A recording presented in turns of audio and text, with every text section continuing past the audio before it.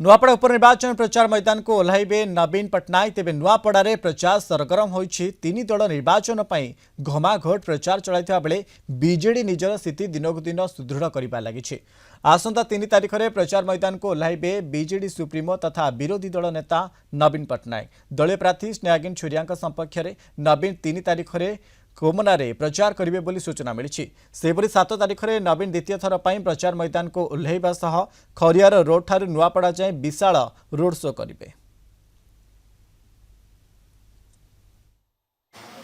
आपण देखुंत विजु जनता दल बहुत जोरसोर कार प्रचार प्रसार कार्यक्रम जारी रखी। आम दलर विभिन्न राज्य स्तरीय नेता विभिन्न आमर तृणमूल स्तर कर्मी समस्ते एकजुट होकर किभली भाव में नुआपड़ार विकास करि परिबा, किभली भाव में राजू भाईंकर जो स्वप्न रही एवं ए अंचल गोटे आपण जानती स्वर्गत विजु पट्टनायक प्रवाद पुरुष तत्कालीन मुख्यमंत्री नुआपड़ा को अनुन्नत जिला होइथवा द्वारा स्वर्गत घासीराम माझी जी की पूर्वतन मंत्री तांकर नेतृत्व में नुआपड़ा को गोटे स्वतंत्र जिला करते 1993 मसीह तत्पर ठारू 2000 मसीहा पर ठारू विजु एक्सप्रेस टू नहीं अंचल शिक्षार उन्नति टू नहीं स्वास्थ्यर उन्नति नवीन पट्टनायक सरकार अमल में आपड़ जाथे जो सुनाबेड़ा अंचल अच्छी नुआपड़ा कन्स्टिट्यूएंसी एरिया रे से माने भारत स्वाधीन होवार दीर्घ 60-65 वर्ष पर्यंत लाइन नथिला,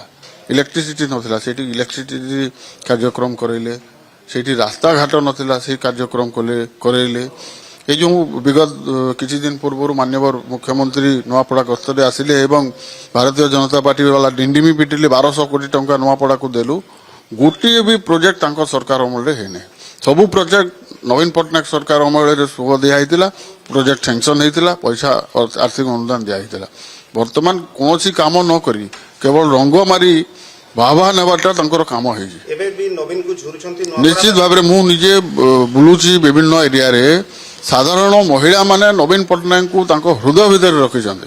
केबे आसीबे नवीन पट्टनायक टेंटेटिव कार्यक्रम ए भीतर आज काल भीतर फाइनल हो। नवीन पट्टनायक आसीबे पाखापाखि 2 दिन तांकर गस्त कार्यक्रम रही। 3 तारिख बोधे 7 तारिख बोधे टेंटेटिव फाइनल हो।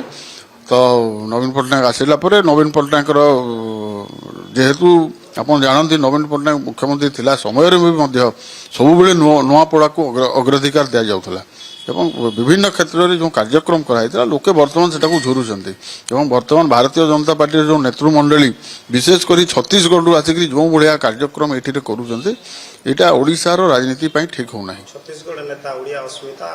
हाँ ओडिया अस्मिता कहीकि जो मैंने सरकार कले से मैंने छत्तीसगढ़ नेता मानकर निर्भरशील याठू आ दुखदायक घटना कौन हो पार। भारतीय जनता पार्टी ओडिशा नेतृत्व को केंद्रीय नेतृत्व वर्तमान सुधा स्वीकृति दौना।